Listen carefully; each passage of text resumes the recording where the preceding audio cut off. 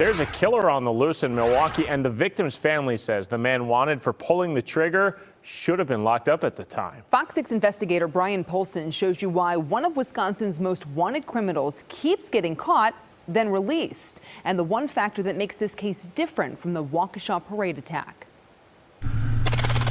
It doesn't take a sophisticated assessment tool to see this person is dangerous. Complete menace of the city. The trick is measuring that danger in dollars. Money ultimately at the end of the day does not equate to safety. And that explains why Kenneth Twyman is a wanted man again. It makes no sense whatsoever to me. This woman, we'll call Mary, is worried. We don't know Kenny's next move, and that's a fear for us. That's a great fear. That's why you're talking to me in the dark here. Yes, exactly. Last month outside the Quick Mart near Fond du Lac and Locust, someone shot and killed her nephew, 24-year-old Tavon Luckett. What happened? What happened? Her confusion turned to anger when prosecutors charged Twyman with homicide. 4 outstanding warrants, 4 felony open cases. In 2018, police say Twyman led them on a high-speed chase, crashed into an SUV with a mother and 3 young children inside, then ran off into the darkness. Inside his car, police found a half pound of marijuana, cocaine, heroin, scales, a gun, ammo, and 7 mobile phones, including one that contained videos so concerning. Never seen such reckless behavior in my days. Twyman quickly became one of Wisconsin's most wanted. U.S. Marshals are asking for your help locating this 19-year-old Milwaukee man. After Fox 6 News featured Twyman's story in December of 2018, Tonight, that suspect is in police custody. U.S. Marshals picked him up in Arkansas. A Milwaukee judge set bail at $3,000 cash, and a few months later, Twyman was out. He was free to wander the streets in Rome to do whatever he wanted to do. Since then, he's been in and out of jail, skipping court at least 6 times along the way. And in January, U.S. Marshals went to get him again.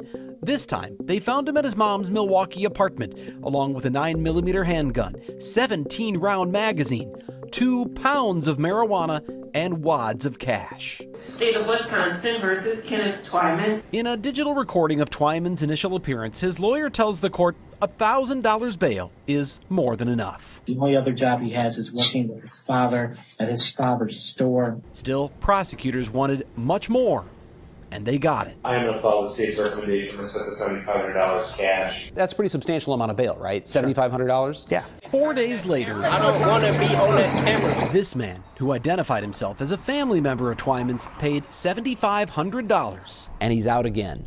To commit murder. On April 14th, police say Tavon Luckett went into the Quick Mart to get pizza rolls. When he came out, he recognized Kenny Twyman and called his name. A witness said the 2 men appeared to shake hands before Twyman shot Luckett in the neck and chest, then hopped in a car and rode away. Did that cash bond keep your family safe? No.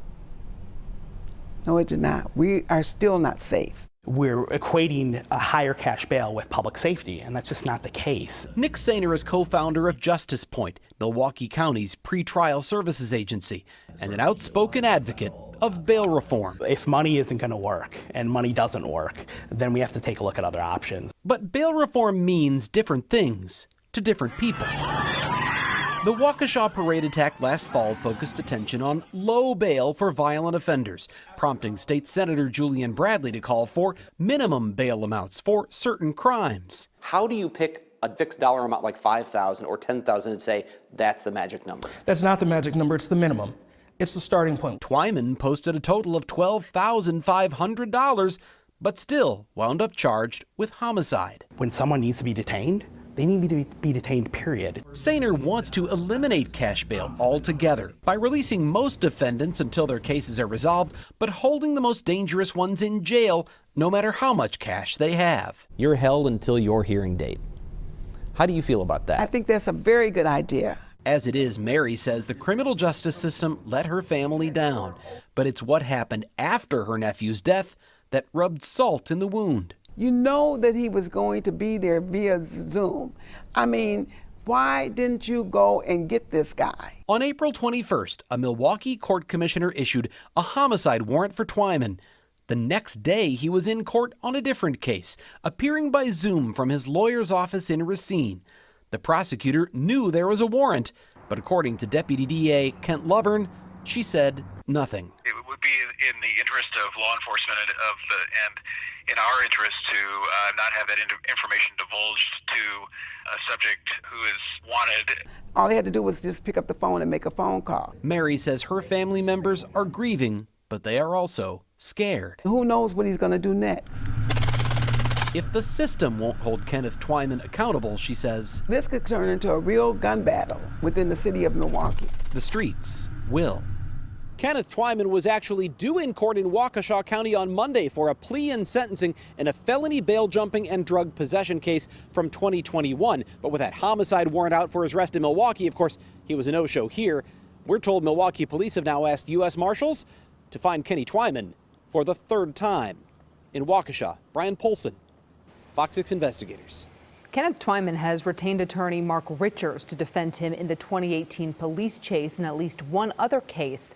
Richards, of course, is best known for defending Kyle Rittenhouse on his way to an acquittal over the Kenosha protest shootings. He did not return a phone call seeking comment.